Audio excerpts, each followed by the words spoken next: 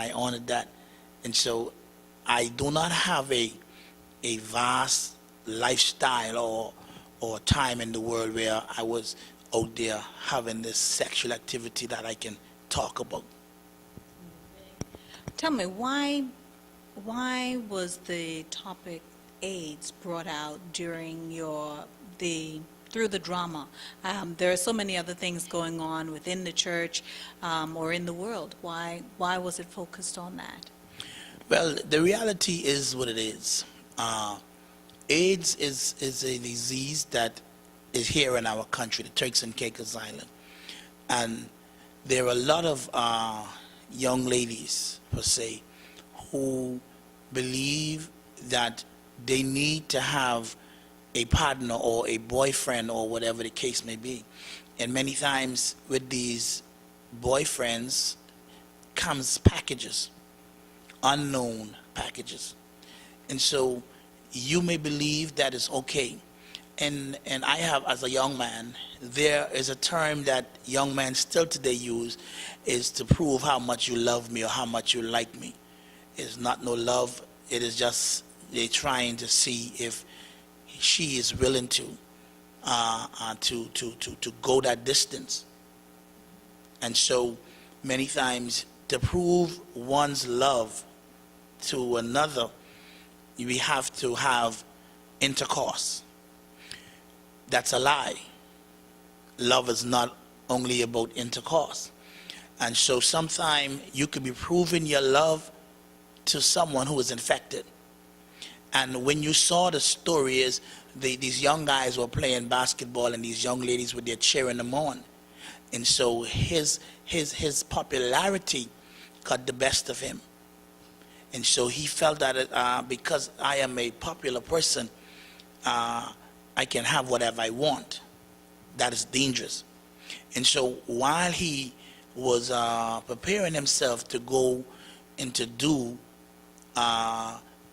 this activity with this young lady, he forgot that he was unsafe. And so he began to look through her personal belongings to see if he could find any protection. And in that, there's the moral of the story is sometimes you run across something that you're not ready to handle. And so he found a medical report indicating that she was HIV positive. Now, he did not touch her yet, but sometimes we fear just by being in contact with persons that something can happen. Is the mind. Is the mind, like some folks say we have to have sex. That's not true. It is totally not true. It's a mind thing. Think of one that is incarcerated for 25 years. He or she doesn't die. They have to live in that environment and have to make the best of that environment. So what happens with freedom, because freedom allows us to do whatever we want to do. You understand what I'm saying? So that's a mind thing. You don't have to have anything. The most successful people in life, Sister Blues, went to college, obtained their masters and stuff, and came out, got a career, and then they decided, I'm going to get married. We have to demolish the mentality that sex is so important, especially here in the Turks and Caicos Island. It is a lie from the pits of hell. And it has overtaken the people. Just like you don't need drugs, just like you don't need alcohol. You don't need these stuff to survive. You need a good education and you need Jesus Christ. And with those two, you will be successful. Okay. Tell me something now pertaining to church and church views. Persons that are infected coming to church, how do you feel they should be treated? Well, there should be no discriminating. At the Rock of Jesus, I can speak about the Rock, ROJ ministry. I cannot speak about other places. We have had persons who visit us from the home where the AIDS patients are, and we treat them with love.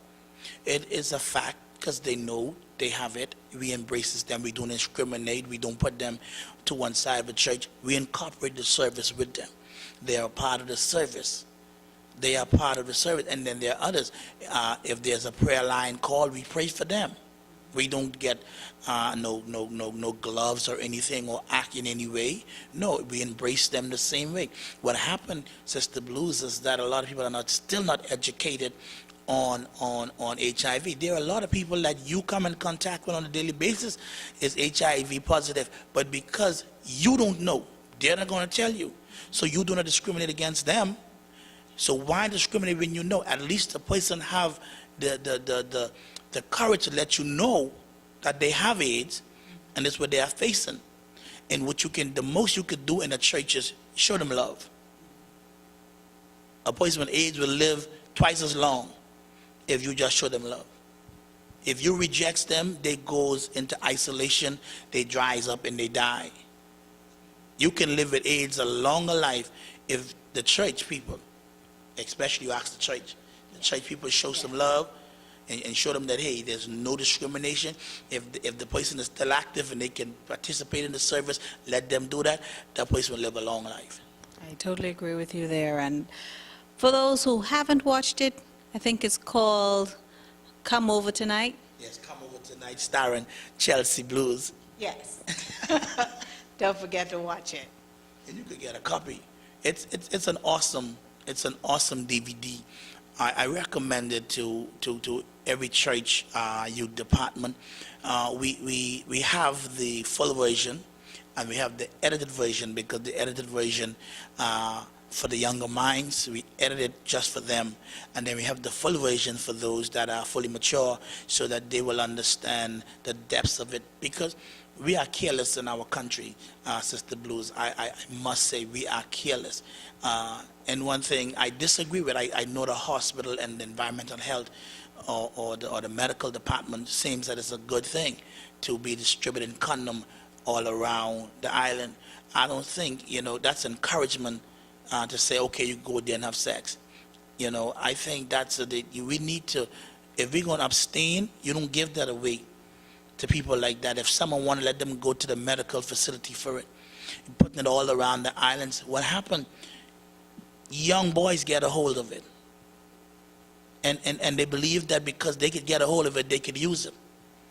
And so, I believe abstinence means not even having the condom in your pocket. There are folks who are walking around with a condom in their pocket just waiting for an opportunity. And that's wrong. I'll preach against it any day. It's just wrong. Okay, wow. Thank you very much. There's a lot more to go behind that, and I'm sure we'll have another opportunity to talk. Thanks again. Yeah, I know. We're back, and we're here talking with members of Rapport. We want to get the youth perspective on what's going on with HIV and, of course, the faith-based initiative. Now, I'll have these ladies introduce themselves. Hi, my name is Havana Henfield. I'm Rapport's Public Relations Officer. And my name is Frances Rigby, and I'm a Rapport member. And we've seen you all on posters, right? Or definitely. Yes. Okay, and talking a lot about abstaining and other forms of safe sex. So tell me, how do you feel about the churches and their role in the fight against AIDS? Well, so far, I think that the churches they're doing a good job in regards to HIV/AIDS, but there's so much more that can be done. I know that the churches, they have their little youth groups going on, and they can use that as an opportunity to, try to really hammer home, the whole AIDS and HIV subject. They can also help to basically let the youth know, we have Rapport out there. It doesn't have to just stay within the church. They just don't have to keep within the church group. They can come outside the church group, come over to Rapport, and we basically can, handle things from there to that perspective. What do you say, Havana? I agree with Francis. I think that maybe with youth in the church, they might feel the whole older folk, biblical, abstinence, fornication, whole thing. But what I think they need to do is have a more, non-formal initiative to attract the youth, because when you speak of abstinence, everybody has their own definition, like what is actually abstinence. I think they need to basically clear up what they mean when they say abstain. Or if they can't do that, send them to us and we'll clear that up for them.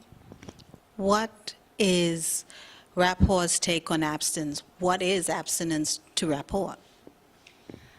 I would say abstinence for Rapport is no penetration. When you speak of sex, no penetration, no oral sex, no sex. Staying away from sex. I think that's basically it. I think we all got that down packed. Abstinence mean no form of Sexual activity. And if you can't stay away from sexual activity, then use a condom. You know, that's the best way to, keeping yourself safe without, if you don't feel, if you're the type of person that, can live without sex or thinks that sex is a very important part of your life, then make sure you have a condom at all times. If he doesn't have one, make sure you have one. Okay.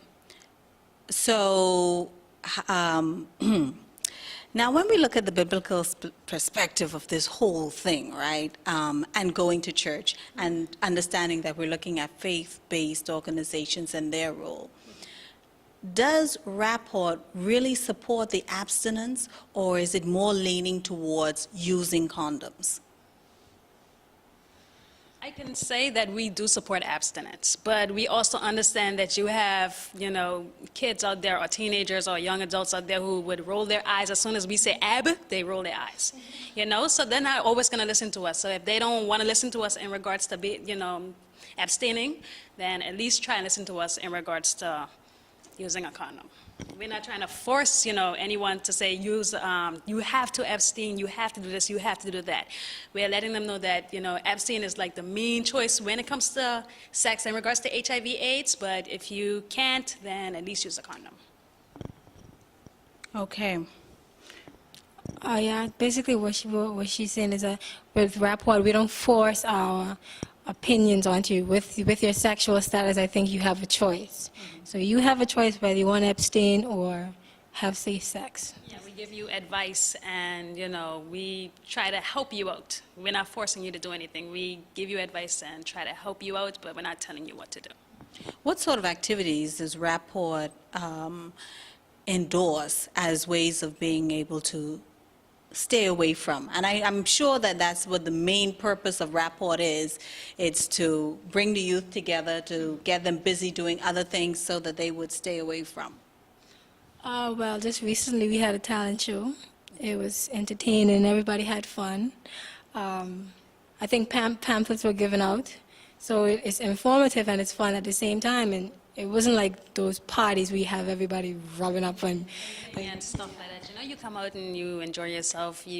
Great entertainment without the whole sexual vibe to it. Do you think that there's a lot of pressure on the youth today to have sex? I'd say recently you find more young people having what you call a strong head.